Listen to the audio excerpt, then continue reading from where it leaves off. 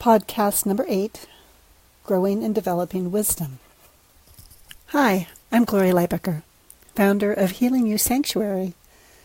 As an equine-led growth and healing coach and relational neuroscience communicator, I integrate somatic empathy, relational neuroscience, and family constellations in my private practice and with my herd of 7 horses. Today, let's explore how to grow and develop wisdom.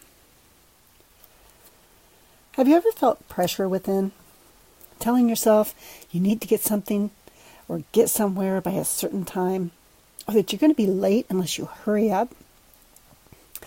Well, recently my family was preparing to leave for church, and it was a more complex transition than usual because we had our 3 young grandchildren staying the weekend with us.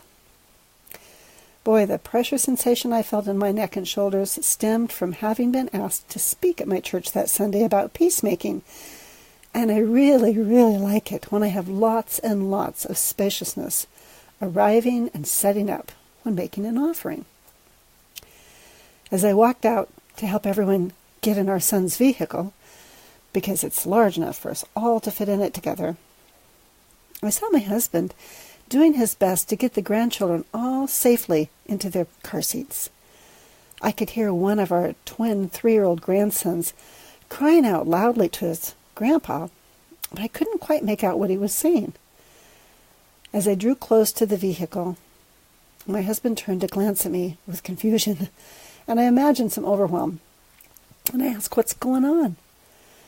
"I have no idea what he's saying," he replied, as they moved around to the other side of the vehicle to begin buckling in our other grandson. Remembering how I value enjoying our children rather than managing them, I felt the tension begin to dissipate as I approached Andrew with a sense of curiosity. Observing his face scrunched up, tears were streaming down, arching his back to wiggle out of his seatbelt, I lifted him out of his seat and stepped away from the vehicle. Very young children are right hemisphere dominant.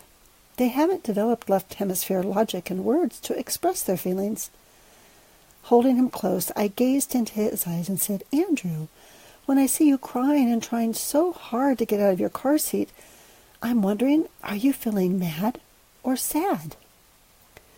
"Sad," he stammered with big emotional intensity. "Oh, so very sad," I reflected as I gave him a gentle hug. "Is there something you want Grandma to know?" I empathized. "Yes," he said between stammering sobs. "I can open the door by myself." "You can open the door all by yourself?" I reflected with joy and awe in my voice and expression. Seeing calm begin to return to his eyes as they caught mine, he stammered, "Yes, I can." I saw the corners of his mouth turn into a slight grin. "Would you be willing to show Grandma?" I asked, as I pointed towards the vehicle. "Yes, I'm willing." He grinned wide as he wiped away his tears and took a wavering breath, releasing some of his emotional upset. Setting him down on the ground beside the vehicle, I watched with wide eyes of wonder as he gripped the door handle with both hands, pulling up with all of his might, sticking out his tongue with the exertion. Suddenly, the door popped open. Spontaneously, I jumped up and down, clapping my hands, laughing out loud in celebration. "Yay, Andrew, you can open the door all by yourself. Can you climb in all by yourself, too?"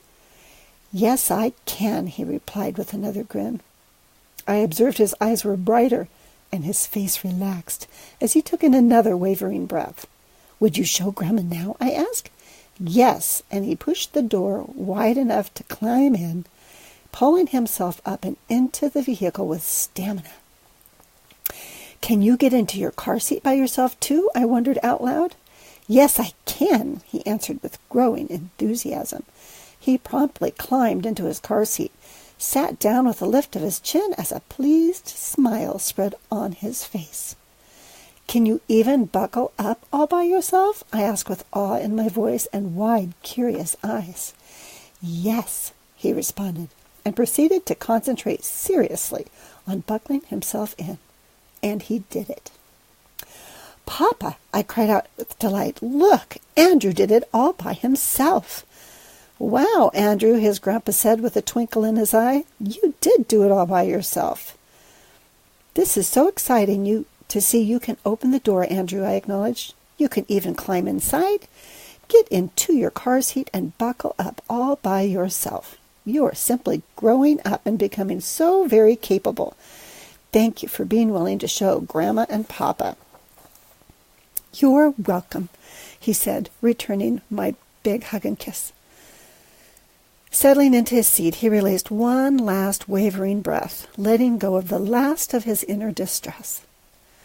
Adults often respond to their children's behavior by focusing on the surface level of experience rather than seeking the deeper levels of the mind and emotion. When we take time to nurture emotional understanding and compassion, we slow down to talk with our children about their thoughts, memories, and feelings, acknowledging that beneath every action is a sacred value, the root of motivation and action. When we feel pressure and strain to keep up with all the details of life, we may become too busy doing things for our children or grandchildren and tend to forget how important it is to simply be with them. Slowing down to attune and resonate with their inner experiences, we can delight in opportunities to join them in their amazing experience of growing and developing wisdom. Learning to share in the joy of living is at the heart of every relationship. To learn more about relationships or to deepen some of yours, contact me at healingyousanctuary.com.